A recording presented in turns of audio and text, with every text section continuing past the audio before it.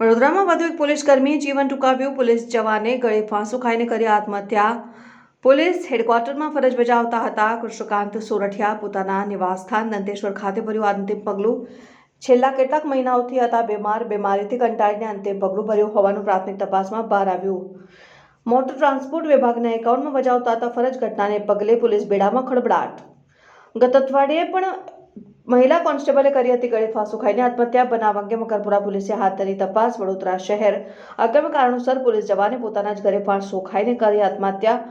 વડોદરા શહેરના દંતેશ્વર અનુ cooperative housing સોસાયટીમાં મકાન નંબર B6 માં રહેતા આશરે 58 વર્ષીય પોલીસ જવાન કૃષ્ણકાંત સોરઠિયાએ પોતાના ઘરે ફાંસો ખાઈને કરી આત્મહત્યા. પરિવાર કોઈ પ્રસંગમાં ગયો હતો અને પોલીસ જવાને આ પગલું ભર્યું. પોલીસ જવાન કૃષ્ણકાંત સોરઠિયા પોલીસ હેડક્વાર્ટરમાં ફરજ બજાવતા હતા. આત્મહત્યા કરવા પાછળનું કારણ હજી અકબંધ. ઘટનાની જાણ મકરપુરા પોલીસ સ્ટેશન ખાતે કરવામાં આવી. મકરપુરા પોલીસ સ્ટેશનનો સ્ટાફ ઘટના સ્થળે પહોંચી કૃષ્ણકાંત સોરઠિયાના મૃતદેહને પોસ્ટમોર્ટમ અર્થે SH હોસ્પિટલ મોકલી આગળની તપાસ હાથ ધરી હતી.